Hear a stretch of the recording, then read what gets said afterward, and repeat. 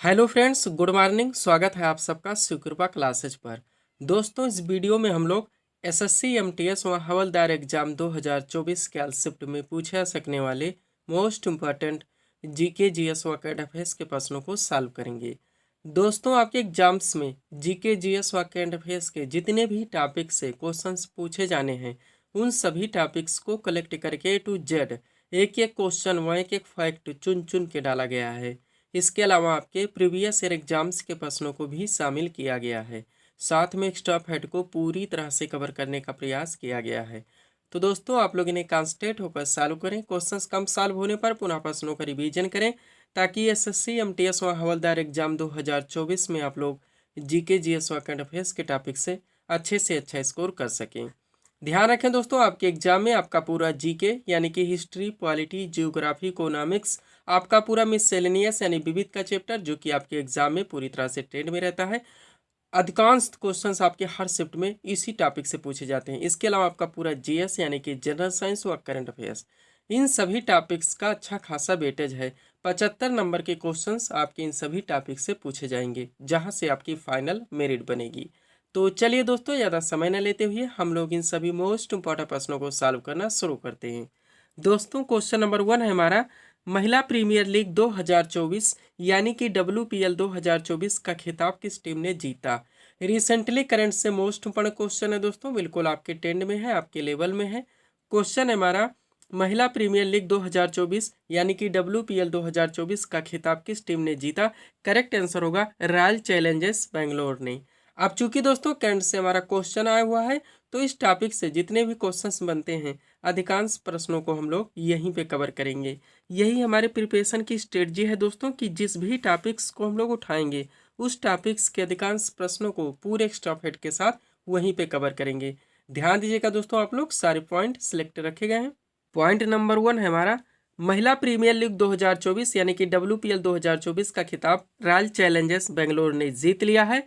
आयोजन की बात की जाए तो नई दिल्ली में हुआ। विजेता टीम रॉयल चैलेंजर्स बेंगलोर रही, जिस टीम की कप्तान स्मृति मंधाना थी। उप विजेता की बात की जाए तो दिल्ली कैपिटल्स रहा, जिस टीम की कप्तान दोस्तों मैक लाइनिंग थी। संस्करण ये दूसरा था और इसमें टोटल 5 टीमों ने हिस्सा लिया था। थोड़ा सा नोट देखिए दोस्तों, महिला प्रीमियर लीग के पहले संस्करण की विजेता टीम की बात की जाए तो मुंबई इंडियंस है, और महिला प्रीमियर लीग के पहले संस्करण के उप विजेता टीम की बात की जाए तो दिल्ली कैपिटल्स है। जितने फैक्ट आपको दिए जा रहे हैं, पूरी तरह से आप अपडेट रहेंगे। आगे बढ़ते हैं हम लोग।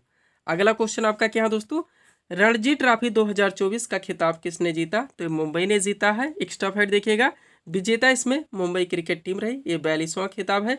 उप विजेता की बात की जाए तो विदर्भ रहा, इसमें मुंबई टीम के कप्तान अजिंक्य रहाणे थे, और विदर्भ टीम के कप्तान दोस्तों अजय वाडेकर थे। आगे बढ़ेंगे।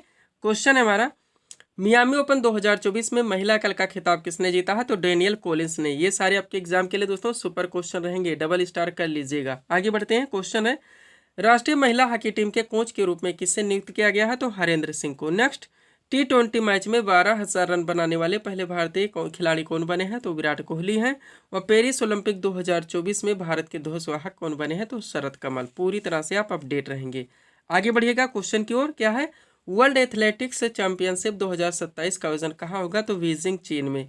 आगामी खेल प्रतियोगिता से सुपर क्वेश्चन है।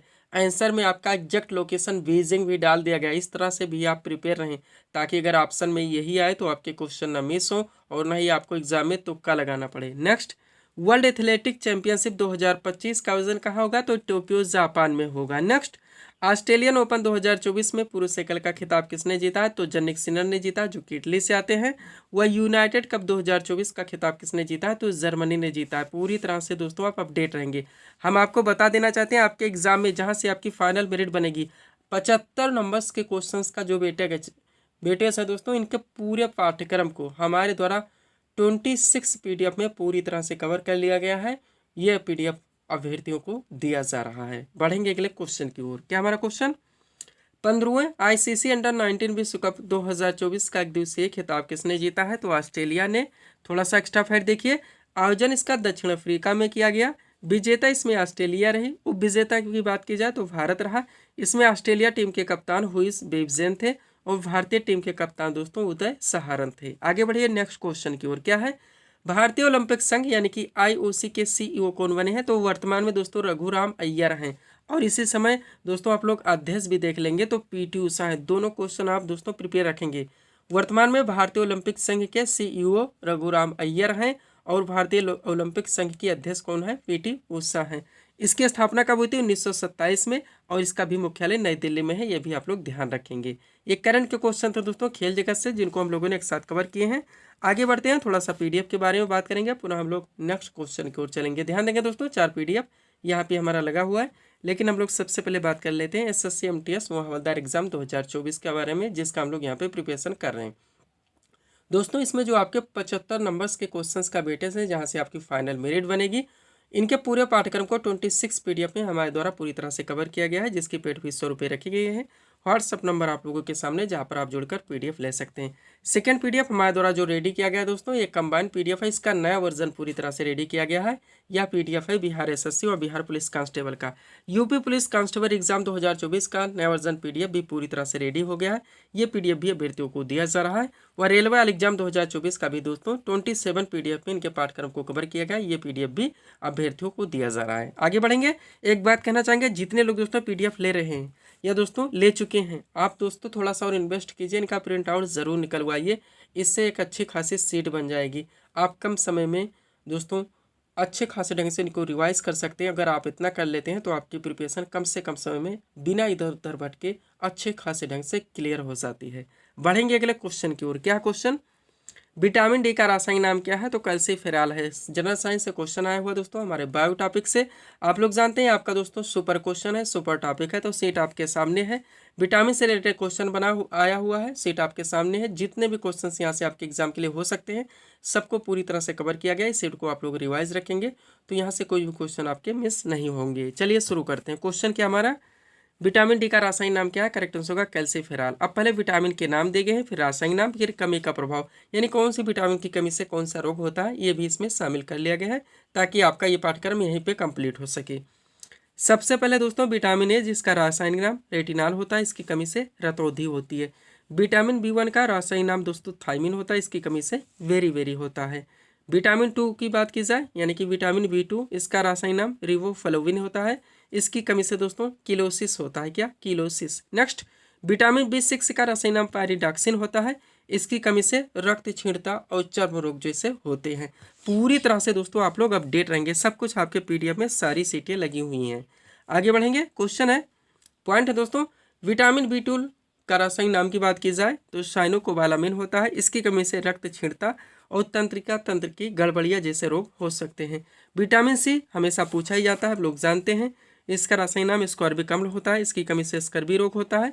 उसके बाद में है विटामिन E, जिसका रासायनिक नाम टोकोफेरॉल होता है, इसकी कमी से जनन क्षमता की कमी।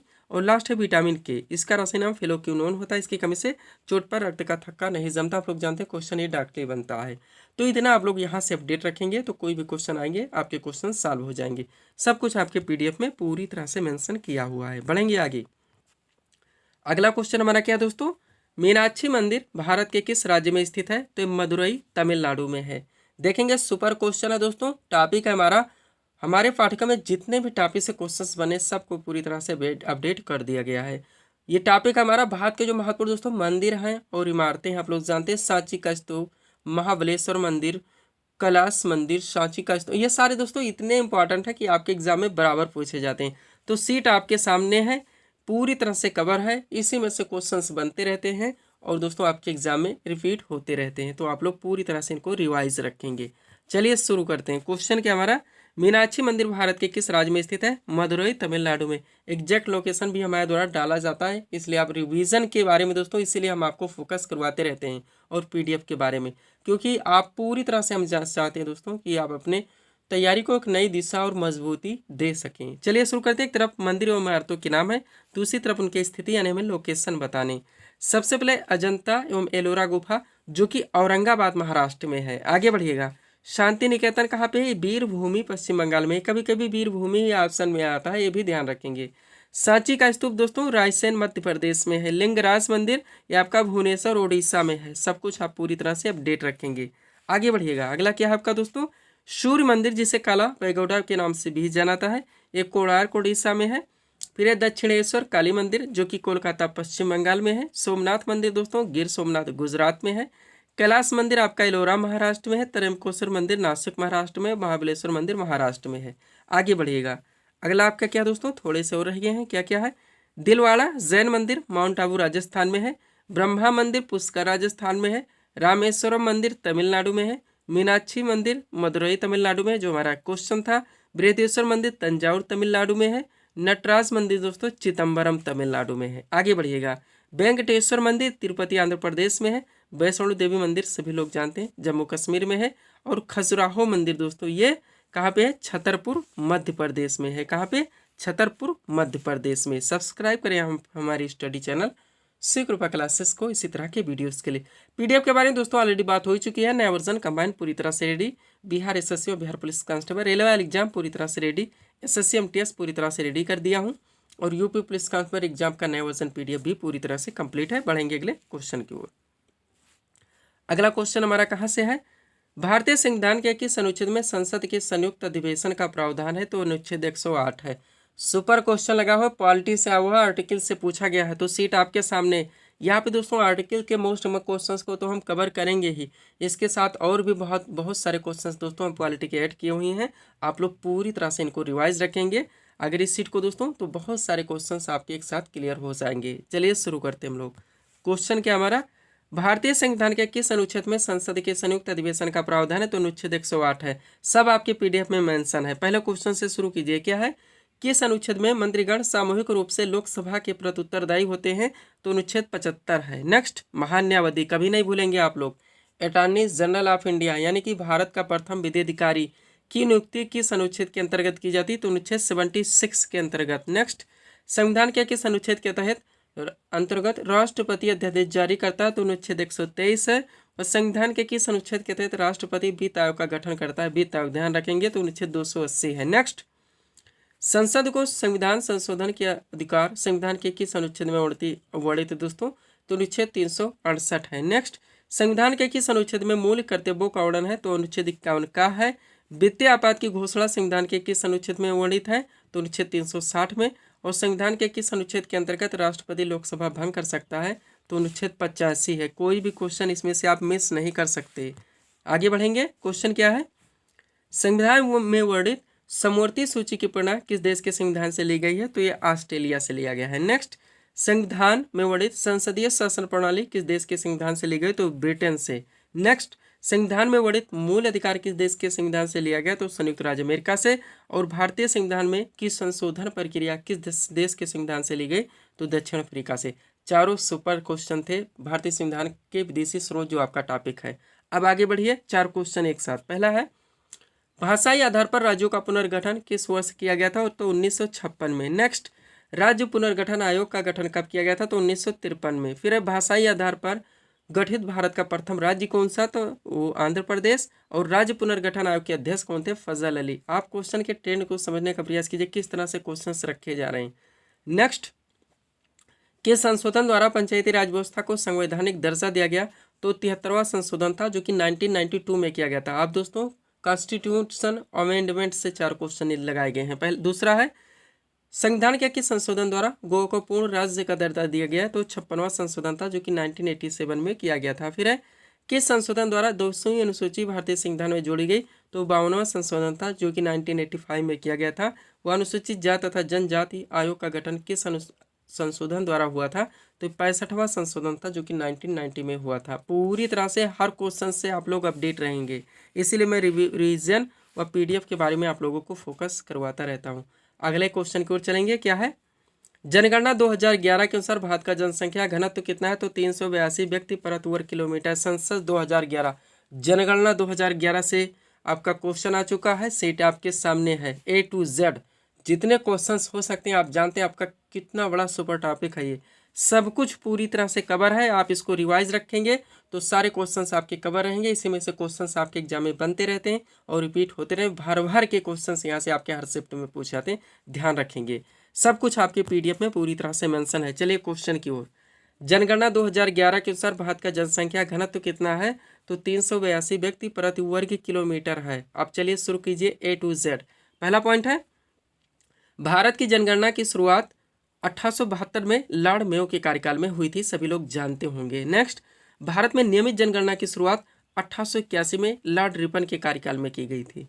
फिर है जनगणना संघ सूची का विषय, ध्यान रखें आप लोग। भारतीय संविधान के दोस्तों अनुसूची 7 में ये शक्तियों के बंटवारे के संबंध में बात की गई, जिसमें संघ सूची, राज्य सूची और समवर्ती सूचियों का वर्णन है, ध्यान रखेंगे। संघ सूची के विषयों पर कानून बनाने का अधिकार भारतीय संसद को है। राज्य सूची के विषयों पर कानून बनाने का अधिकार राज्य के विधानमंडल को है। समवर्ती सूची के विषयों पर कानून बनाने का अधिकार भारतीय संसद व राज्य विधानमंडल दोनों को है। लेकिन अगर किसी भी विषय पर दोनों के मध्य विवाद उत्पन्न होता है तो भारतीय संसद के द्वारा बनाया गया कानून मान्य होगा। अब पूछा जा रहा है संघ दोस्तों जनगणना की सूची का विषय, तो संघ सूची का विषय, यानी इस पर भारतीय संसद के द्वारा कानून बनाया जाएगा। एक है शिक्षा, ये समवर्ती सूची का विषय है, आप लोग ध्यान रखें। पुलिस व्यवस्था दोस्तों आपका राज्य सूची का विषय है, मोस्ट इंपॉर्टेंट है। आर्थिक नियोजन भी आपका समवर्ती सूची का विषय है, आप लोग ध्यान रखें।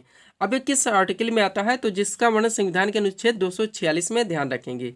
आगे बढ़िए। 2011 की जनगणना भारत की 15वीं जनगणना और स्वतंत्र भारत की 7वीं जनगणना है। नेक्स्ट, 2011 की जनगणना के समय जनगणना आयुक्त तो डॉक्टर सी चंद्रमौली थे। फिर है 2011 की जनगणना का आदर्श वाक्य क्या था, तो हमारी जनगणना हमारा भविष्य। ये बेसिक चीजें थी, मोस्ट इंपॉर्टेंट थी। अब चलिए जनगणना के बाद में जो डाटा निकल के आया उनको आप लोग देखिए। पहला पॉइंट है जनगणना 2011 के अनुसार भारत में कुल कितने जिले हैं, तो 640 जिले। नेक्स्ट, जनगणना 2011 के अनुसार भारत का सर्वाधिक जनसंख्या वाला जिला तो थाने है, जो कि महाराष्ट्र में पड़ता है। अगला, जनगणना 2011 के अनुसार भारत का न्यूनतम जनघनत्व वाला यानी जनसंख्या वाला जिला कौन सा है, तो दिबांग वैली, जो कि अरुणाचल प्रदेश में पड़ता है। सबसे ज़्यादा और सबसे कम क्वेश्चन को एक साथ सेट किया आता है ताकि याद रखने में थोड़ी सी सरलता हो, आप लोगों को थोड़ा सा ईजी महसूस करें। नेक्स्ट, जनगणना 2011 के अनुसार भारत का सर्वाधिक जनसंख्या घनत्व वाला राज्य तो बिहार है, और जनगणना 2011 के अनुसार भारत का न्यूनतम जनघनत्व वाला राज्य वो अरुणाचल प्रदेश है। आगे बढ़िए। जनगणना 2011 के अनुसार भारत का जनसंख्या घनत्व तो 382 व्यक्ति प्रति वर्ग किलोमीटर है, जो हमारा क्वेश्चन था। आगे बढ़िए।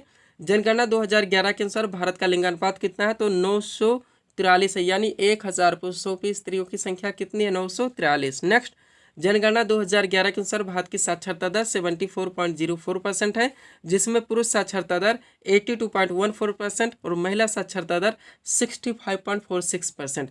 यही 3 डाटा की बात की जाए दोस्तों, जीडी में भर भर के पूछा गया है, कम से कम 15 बार पूछा गया है। नेक्स्ट, जनगणना 2011 के अनुसार भारत का सबसे साक्षर राज्य कौन सा है, तो केरल है, और जनगणना 2011 के अनुसार भारत का न्यूनतम साक्षर राज्य वो बिहार है। अभी हाल ही में फरवरी मार्च में एग्जाम हुआ था, आप लोग जानते होंगे, भर भर के तीनों डाटा यही केवल बार बार पूछा गया। नेक्स्ट, जनगणना 2011 के अनुसार भारत का सबसे साक्षर केंद्र शासित प्रदेश वो लक्षद्वीप है, और जनगणना 2011 के अनुसार न्यूनतम साक्षरता वाला केंद्र शासित प्रदेश कौन सा है, वो दादरा और नगर हवेली है। नेक्स्ट, इसी के साथ देखेंगे जनगणना 2011 के अनुसार भारत का सर्वाधिक लिंगानुपात वाला राज्य तो केरल है, और जनगणना 2011 के अनुसार भारत का न्यूनतम लिंगानुपात वाला राज्य वो हरियाणा है। फिर बढ़ेंगे। जनगणना 2011 के अनुसार भारत का सबसे कम जनसंख्या वाला राज्य सिक्किम है, और जनगणना 2011 के अनुसार भारत का सर्वाधिक दोस्तों जनसंख्या वाला राज्य कौन सा है, तो उत्तर प्रदेश है। सब आप पूरी तरह से अपडेट रखेंगे, सब आपके पीडीएफ में पूरी तरह से मेंशन है, और व्हाट्सअप नंबर आप लोगों के सामने लगा हुआ है, जहाँ पे दोस्तों आप पीडीएफ ले सकते हैं। बढ़ेंगे दोस्तों हम लोग अगले क्वेश्चन की ओर।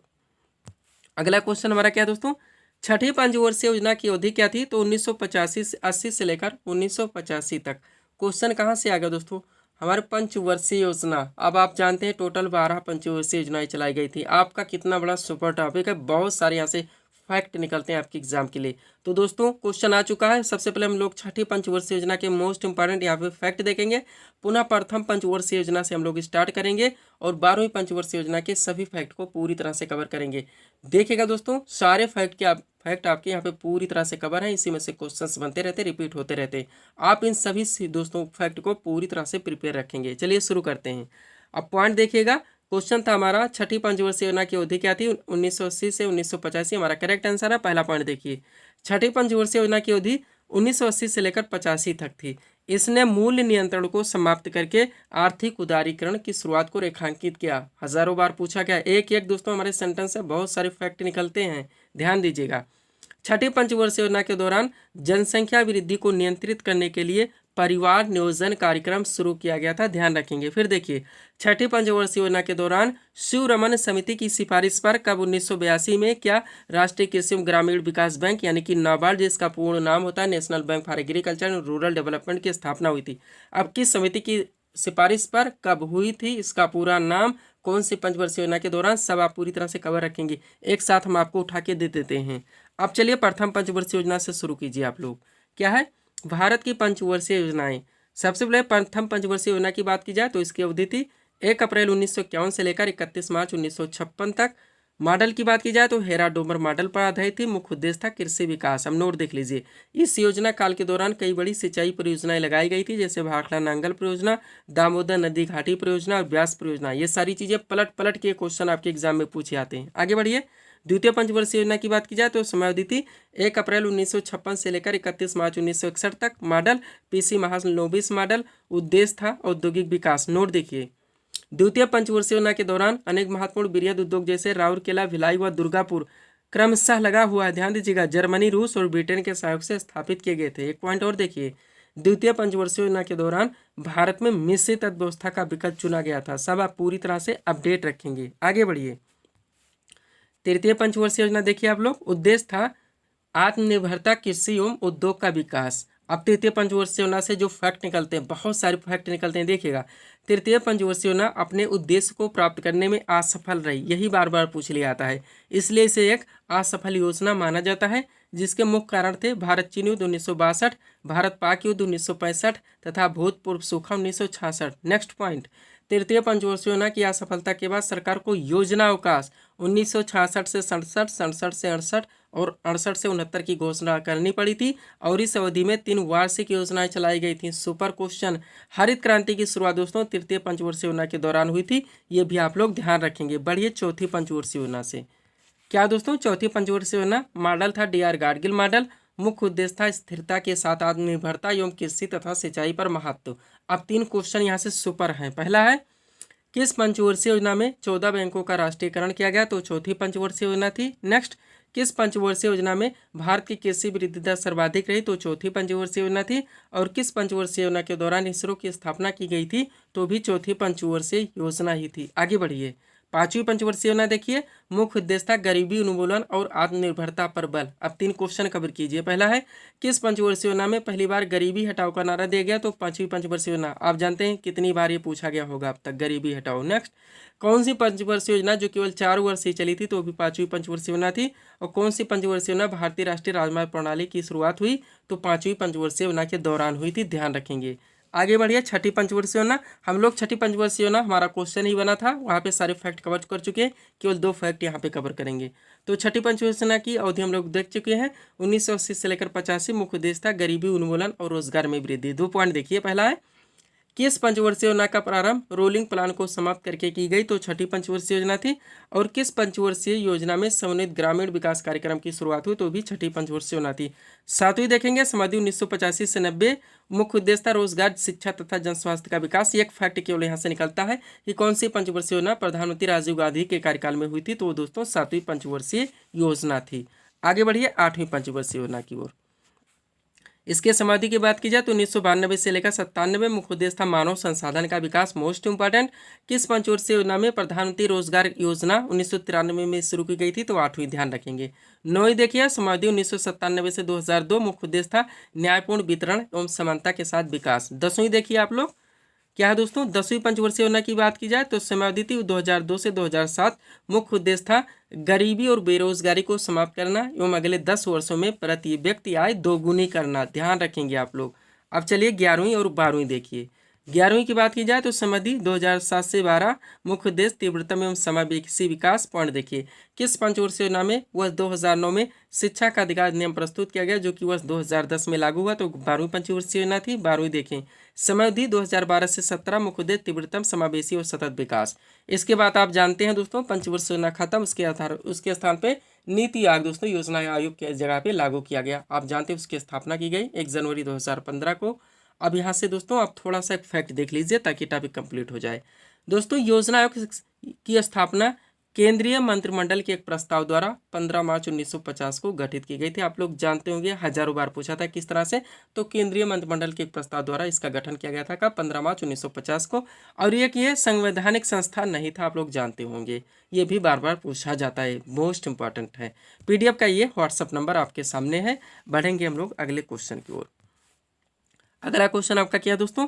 डेसिबल किसे नापने के लिए प्रयोग में लाया था? तो वातावरण में ध्वनि नापने के लिए। आप चलिए, क्वेश्चन कहाँ से हो? जनरल साइंस से। सीट आपके सामने सुपर क्वेश्चन लगी हुई हैं। पहला है, खाद्य ऊर्जा को हम किस इकाई में माप सकते हैं? कैलोरी में। नेक्स्ट, दूरबीन का आविष्कार किसने किया था? गैलीलियो ने। अगला है, लोहे के ऊपर जिंक की परत चढ़ाने को क्या कहते हैं? गैल्वेनाइजेशन। फिर है, परमाणु बम का सिद्धांत किस प्रक्रिया पर आधारित है? तो नाभिकीय विखंडन पर। आप लोग जानते हैं हाइड्रोजन बम आधारित है नाभिकीय संलयन पर, और परमाणु बम की प्रक्रिया या सिद्धांत आधारित है नाभिकीय विखंडन पर। चलिए 4 क्वेश्चन फिर एक साथ देखिए। पहला है, प्रोटॉन की खोज तो रदरफोर्ड, न्यूट्रॉन की खोज जेम्स चैडविक, इलेक्ट्रॉन की खोज जे थॉमसन, और रेडियो सक्रियता हेनरी बेकरल। चारों सुपर हैं। न्यूट्रॉन, प्रोटॉन, इलेक्ट्रॉन एक साथ दे दिया हूं ताकि आपको कंफ्यूजन ना हो। इसकी सीट भी आपके दोस्तों PDF में लगा दी गई है। फिर चलिए आगे, बेकिंग सोडा का रासायनिक नाम क्या है? तो sodium bicarbonate. Next, bleaching powder का रासायनिक नाम क्या है? Calcium oxychloride. फिर एक, कृत्रिम वर्षा कराने में किस रसायन का प्रयोग किया था? तो सिल्वर आयोडाइड। और वायुयान के टायरों में कौन सी गैस भरी प्रयोग की जाती है? तो हीलियम। फिर आगे बढ़िए, मानव शरीर में पाचन की क्रिया कहाँ से प्रारंभ होती है? मुख से। पेसमेकर का कार्य क्या है? पेसमेकर का संबंध तो हृदय से, और पेसमेकर का कार्य है दिल की धड़कन प्रारंभ करना। रक्त का शुद्धिकरण कहाँ होता है? किडनी में होता है। और मानव शरीर में रक्त के शुद्धिकरण यानी खून के शुद्धिकरण की प्रक्रिया तो इसे डायलिसिस कहता है, आप लोग जानते होंगे। पाचन क्रिया में प्रोटीन किस पदार्थ में बदल जाते हैं? अमीनो अम्ल में। पित्त किसके द्वारा पैदा किया था? यकृत के द्वारा। और शरीर में हीमोग्लोबिन का कार्य क्या है? तो ऑक्सीजन का परिवहन करना, यानी कि ऑक्सीजन ले जाना। आगे बढ़िए, अगला क्या है? लाल रक्त कणिकाएं यानी रेड ब्लड सेल्स RBC कहाँ उत्पन्न होते हैं? अस्थिमज्जा में।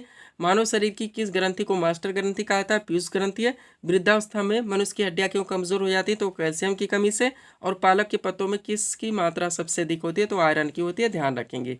तो ये थे दोस्तों इस सीरीज के टॉप MCQs के प्रश्न, जिनको यहाँ पे हम लोगों ने सॉल्व किए हैं। उम्मीद है दोस्तों आप सभी लोगों ने सॉल्व किए होंगे और देखे होंगे कि यहाँ से आपके कितने प्रश्न सही हो रहे हैं।